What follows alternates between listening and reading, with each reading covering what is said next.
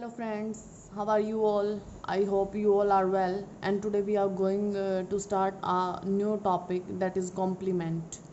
And again, you all are welcomed at my YouTube channel SSC Golden Gyan. और जैसा कि आपको पता है कि हमने अपने चैनल पर बहुत ही अच्छी ग्रामर की सीरीज़ शुरू कर रखी है, जिसमें हम बिल्कुल बेसिक से हाई लेवल तक जाने वाले हैं। टेंस हम अपना कंप्लीट कर चुके हैं। उसके बाद मैंने आपको जो बेसिक्स जो होते हैं ग्रामर के, जैसे सेंटेंस के टाइप्स क्या होते हैं, किस तरह से सेंटेंस को अकॉर्डिंग टू स्ट्रक्चर और फंक्शन यूज़ किया जाता है, सब्जेक्ट ऑब्जेक्ट प्रेडिकेट वगैरह, वो सब हम डिस्कस कर चुके हैं। और इस वीडियो में हम डिस्कस करने वाले हैं कॉम्प्लीमेंट क्या होते हैं, क्लोज क्या होते हैं, फ्रेज़ क्या होते हैं, ठीक है। और इसी तरह हम अपने आने वाली वीडियोस में अपनी ग्रामर की सीरीज़ को इसी तरह से शुरू रखने वाले हैं। और आपको अच्छे से अपनी प्रिपरेशन अगर करनी है तो आप हमारे चैनल के साथ बने रहिए और मेहनत करते रहिए।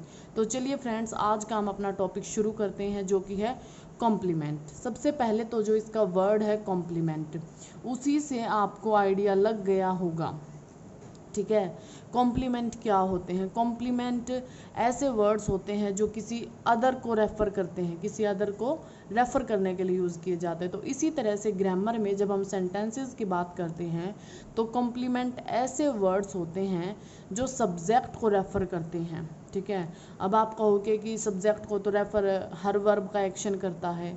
जी नहीं, इनकी जो खासियत होती है वो ये होती है कि जो कॉम्प्लीमेंट होते हैं जब वो सब्जेक्ट को रेफ़र करते हैं तो वो सब्जेक्ट के साथ लिंकिंग वर्ब की हेल्प से जुड़े होते हैं। जी हाँ, लिंकिंग वर्ब। अब ये मत सोचना कि ये लिंकिंग वर्ब क्या है, इसके बारे में भी बिल्कुल डिटेल से डिस्कस करने वाले हैं, ठीक है। सबसे पहले तो आप ये समझ लो, जो हमारी बी वर्ब है, ठीक है, ये एक लिंकिंग वर्ब है, ठीक है।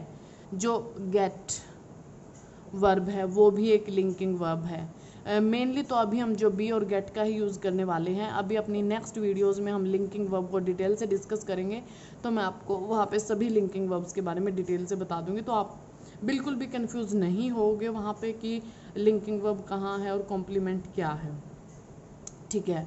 लिंकिंग वर्ब तो वैसे बहुत सारी होती हैं, जैसे जितनी भी हमारी जो वर्ब्स होती हैं जो स्टेट की फॉर्म में होती हैं, जो एक्शन नहीं होती, जो स्टेट होती हैं, ये हम अपने टेंस में डिस्कस कर चुके हैं।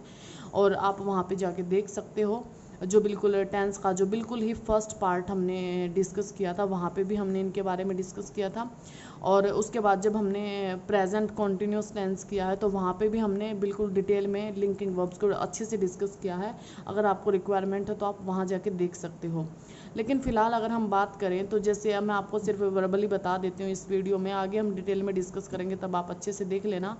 जो वर्ब हमारी स्टेट होती हैं, जो या तो होती हैं या नहीं होती, जो कंटिन्यू फॉर्म में नहीं हो सकती, वो होती हैं हमारी लिंकिंग वर्ब, ठीक है। जैसे be, become, smell, feel, taste, look, seem, appear, get, go, grow, turn, stay, remain, sound, keep, reach, prove, etcetera etcetera.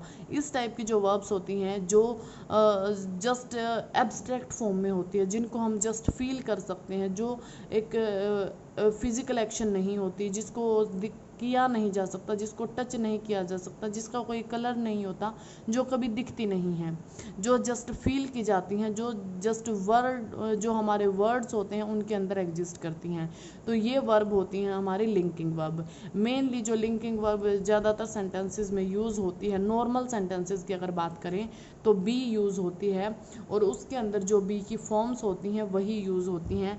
B की फॉर्म्स मैं आपको बता चुकी हूँ, इज़, एम, आर और वोज वर होती हैं, ठीक है। तो जो बी की फॉर्म होती हैं ये वहाँ पे यूज़ हो जाती हैं, तो इनको ही हम लिंकिंग वर्ब बोलते हैं। अब बात कर रहे थे हम कॉम्प्लीमेंट पे। A complement is a word that refers to the subject. Complement एक ऐसा वर्ड होता है जो सब्जेक्ट को रेफ़र करता है, and it is used after a linking verb, और ये एक लिंकिंग वर्ब के बाद यूज़ होता है। और जो ये कॉम्प्लीमेंट है, ये कोई नाउन हो सकता है, कोई प्रोनाउन हो सकता है, कोई नाउन इक्विवेलेंट हो सकता है, या एडजेक्टिव भी हो सकता है, ठीक है। ये किसी वर्ड पे बाउंड नहीं है कि वो इसका कॉम्प्लीमेंट नहीं हो सकता। एक एग्जांपल से हम इसको देखेंगे, ठीक है। सबसे पहले तो मैं आपको कॉम्प्लीमेंट के बारे में यहाँ पे लिख के बता देती हूँ, अगर आपको ना समझ आया हो। कॉम्प्लीमेंट को हम लिखेंगे it is a word that refers to the subject and is used after a link verb। ठीक है, तो ये बात आप समझ ही गए होगे। अब एक एग्जांपल से हम इस चीज़ को देख लेते हैं कि कॉम्प्लीमेंट क्या होते हैं। अगर मैं एक सेंटेंस लिखूं, my uncle is a teacher, my uncle is a teacher. अब आप ध्यान से देखना, ये हमारा सब्जेक्ट है, जैसा कि मैंने आपको बताया था ये हमारी क्या है। अब आप ये मत कहना कि यहाँ पे आप कैसे कह सकते हो कि इज एक लिंकिंग वर्ब है।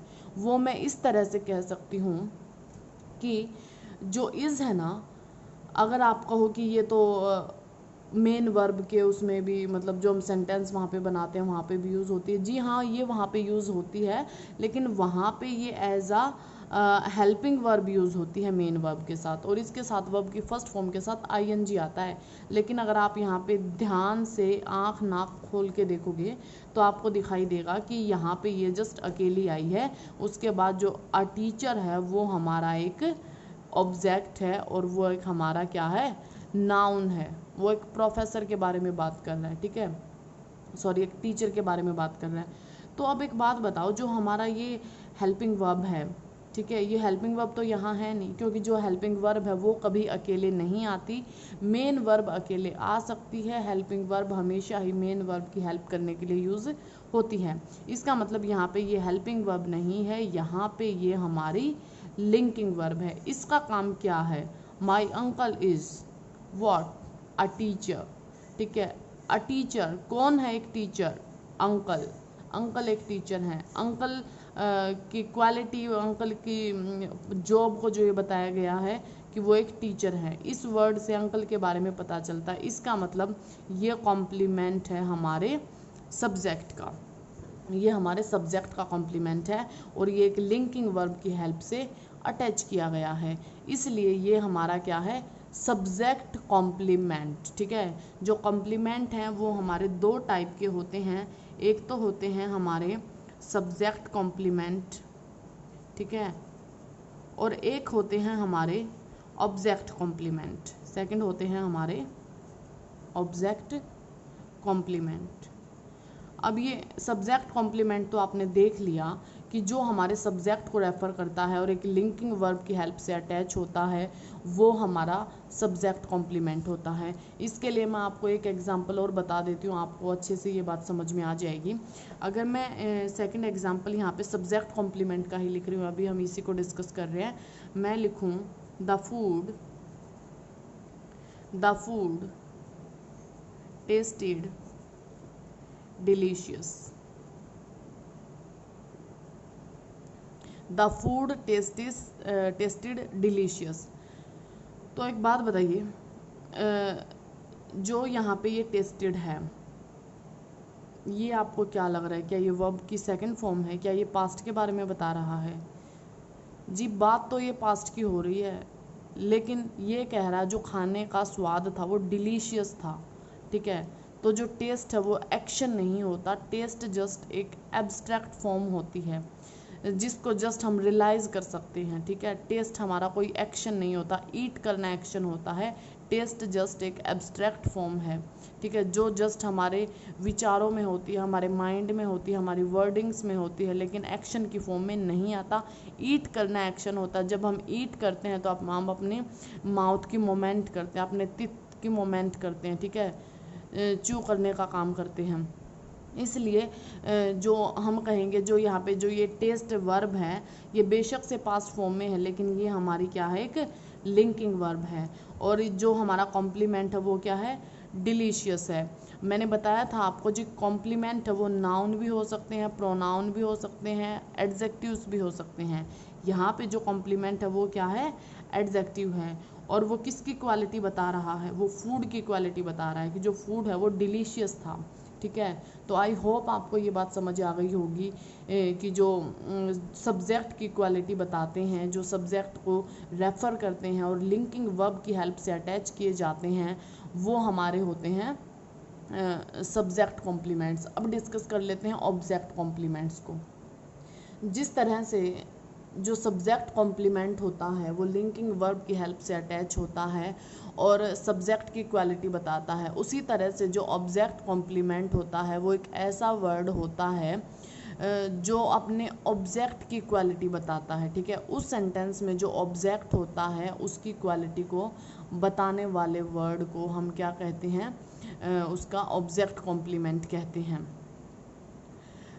और मेन काम जो होता है, ये ऑब्जेक्ट की क्वालिटी तो बताता ही है, साथ में उस ऑब्जेक्ट को कंप्लीट बना देता है, ठीक है, उसको पूर्ण बना देता है, उसकी जो रिक्वायरमेंट होती है उसको कंप्लीट भी करता है। आप एक एग्जांपल से हम इसको देखना चाहें तो देखो, the king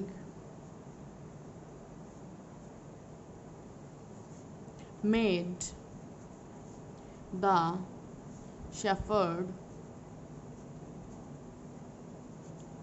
his minister, his minister। अब आपको यहाँ पे समझ में आ रहा होगा, मैंने आपको बताया था जो मेक है वो भी हमारी क्या है, एक लिंकिंग वर्ब है, ठीक है, वो जस्ट लिंक करने का काम करती है, ठीक है। ऐसा नहीं है कि जो लिंकिंग वर्ब होती हैं वो एक्शन नहीं हो सकती। हम सेंटेंस के अकॉर्डिंग इस चीज़ को देखते हैं, कहाँ पे वो लिंकिंग वर्ब है, कहाँ पे वो एक्शन वर्ब है।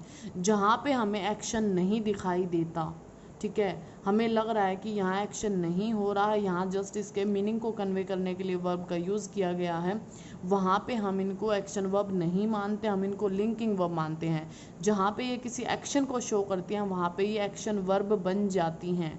मैंने ऐसा नहीं कहा जो लिंकिंग वर्ब होती हैं वो एक्शन वर्ब नहीं हो सकती, ठीक है, बिल्कुल हो सकती हैं, ठीक है, लेकिन हर एक्शन वर्ब लिंकिंग वर्ब नहीं हो सकती, समझना बात को, ठीक है।